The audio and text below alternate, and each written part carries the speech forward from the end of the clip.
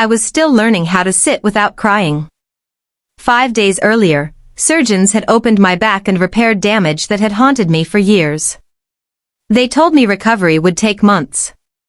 They warned me not to lift anything heavier than a kettle. They warned me about stairs, twisting, bending, standing too long. What they didn't warn me about was my husband.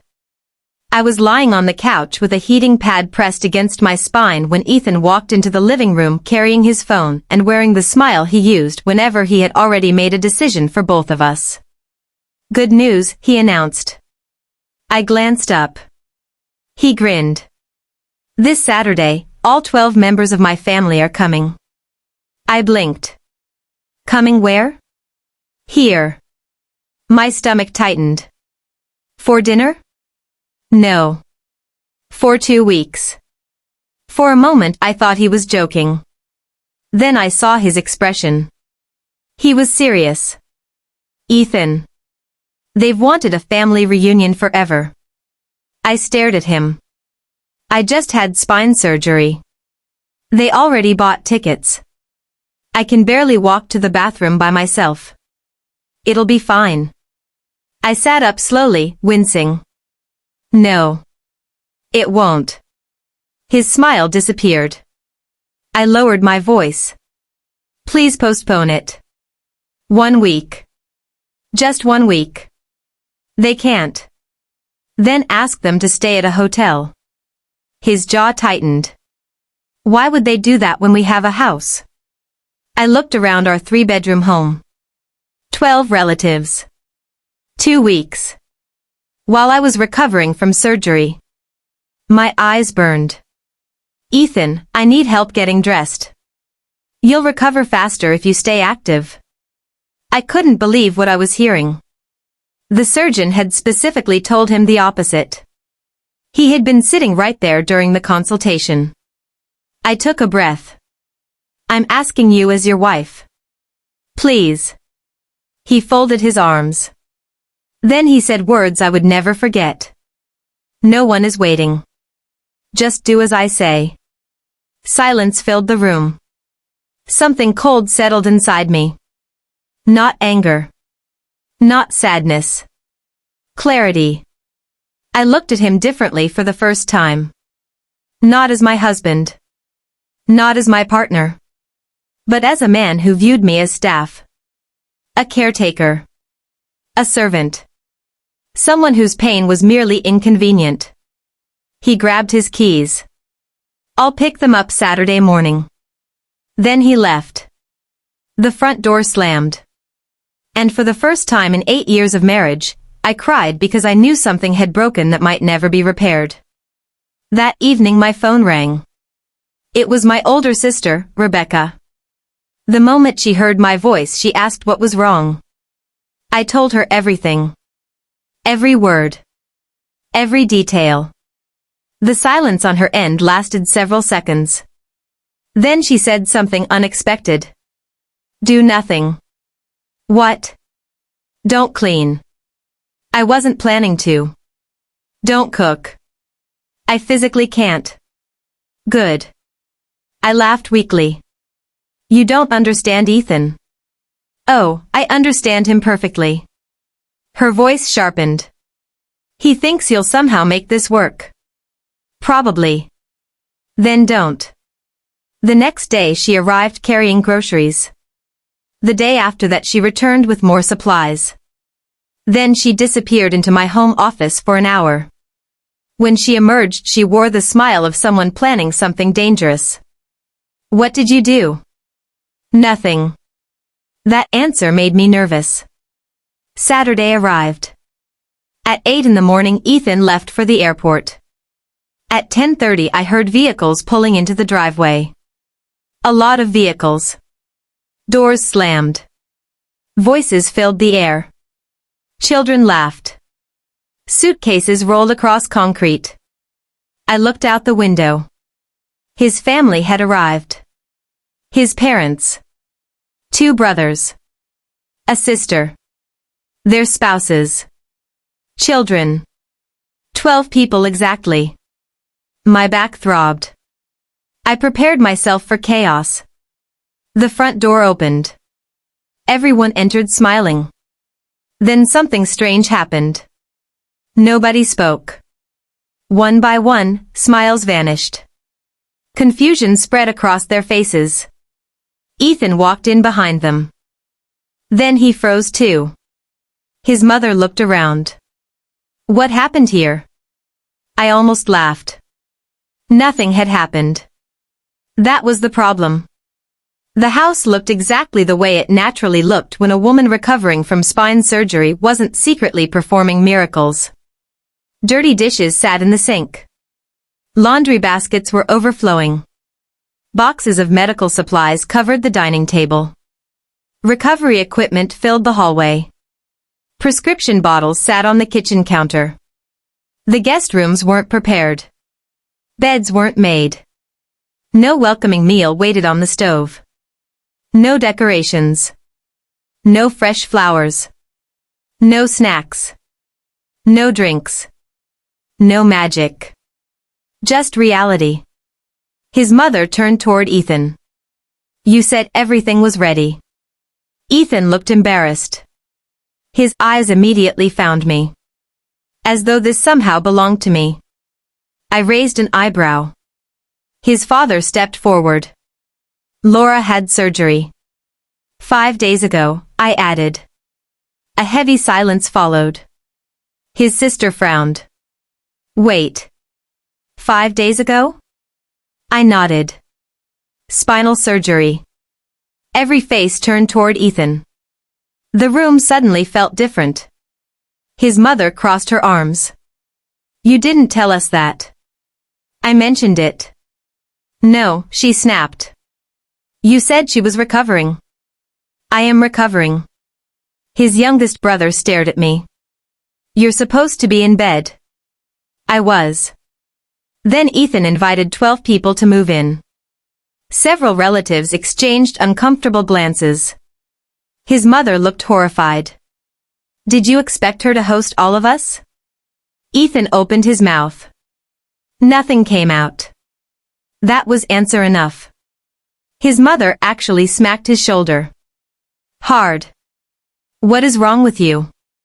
For the first time all week, I felt seen. Really seen. The children were ushered outside. The adults gathered in the living room. Then something even more surprising happened. His aunt, Margaret, stood. Everyone put your bags down. Nobody moved. She pointed. I said put your bags down. They obeyed. Then she started assigning jobs. Daniel, grocery store. Mark, laundry. Susan, kitchen. Tom, vacuum. Within minutes the family transformed into a work crew. I watched in disbelief.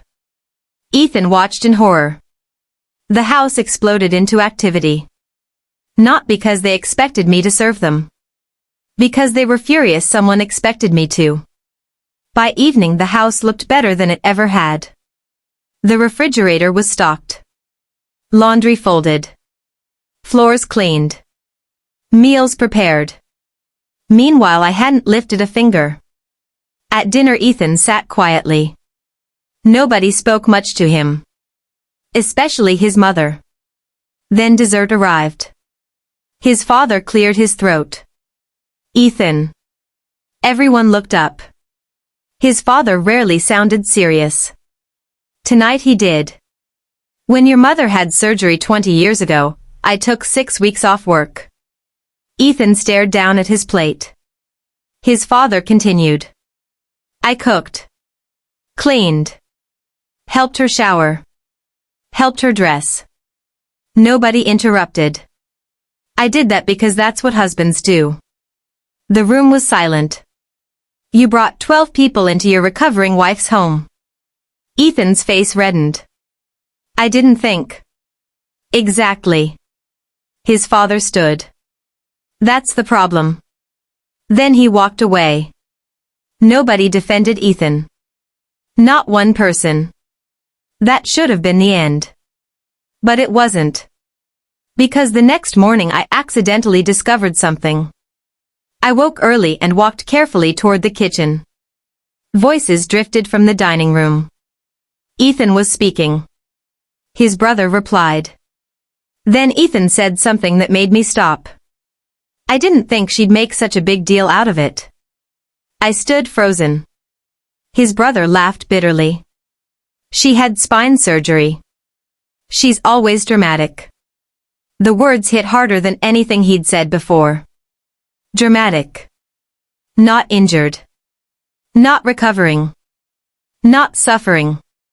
Dramatic. Something inside me finally snapped. I returned to my bedroom, opened my laptop, and began reviewing every financial document I could find. By noon I knew something interesting. Very interesting. 3 years earlier Ethan had started a side business. I had invested nearly every dollar from an inheritance my grandmother left me. $180,000. At the time he promised we were partners. Equal owners. But according to the documents, we weren't. The company belonged entirely to him. Every share. Every asset. Everything. My inheritance had funded his success. Yet legally I owned nothing. I sat staring at the screen. Then I smiled. Not because I was happy. Because suddenly everything made sense. His arrogance. His entitlement. His certainty. He didn't see me as a partner. He never had. I called an attorney Monday morning. Then another. Then a third. By Friday I had answers. And options. Lots of options. The following week Ethan noticed I seemed calmer. He interpreted that as surrender. He couldn't have been more wrong. His family continued helping. His mother practically moved into my corner. She drove me to appointments. Cooked meals. Checked medications. One afternoon she sat beside me. I owe you an apology. For what? For raising a son who thought this was acceptable. The sadness in her eyes was genuine. I squeezed her hand. This isn't your fault. She nodded slowly. Then she whispered something that surprised me. Leave him. I stared. She looked toward the kitchen where Ethan was laughing. Life is too short. My eyes widened. Did you just tell me to divorce your son? I did.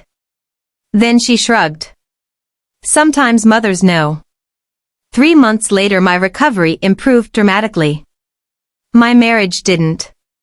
Counseling failed. Conversations failed. Promises failed.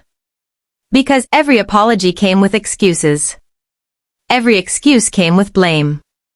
Eventually I stopped trying. The divorce papers arrived 6 months after surgery. Ethan was shocked. Then angry. Then desperate. Especially after discovering what my lawyers had found. The inheritance. The financial records. The hidden transfers. The promises documented in emails. Suddenly the business he considered entirely his became a legal battlefield. The settlement wasn't kind to him. Nor should it have been. The day everything finalized, I moved into a beautiful new townhouse. Smaller. Quieter. Peaceful. My spine still hurt sometimes. But my heart hurt less. 3 weeks after moving in, someone knocked on my door. I opened it. Ethan stood there. He looked exhausted. Older. Regretful. For a second neither of us spoke. Then he finally said it. The words he should have spoken years ago. I took you for granted. I nodded. Yes. I was selfish. Yes. Tears filled his eyes. I'm sorry. For a moment I believed he meant it. Maybe he did. But some lessons arrive too late. Some apologies arrive after the damage is already permanent. I smiled gently. Not cruelly. Not angrily. Just honestly. I know. Then I closed the door. And for the first time since my surgery, I stood there without pain. Because healing isn't always about the spine. Sometimes the thing that needs repair most is the life wrapped around it. And sometimes recovery begins the moment you stop carrying people who never cared how heavy the burden was.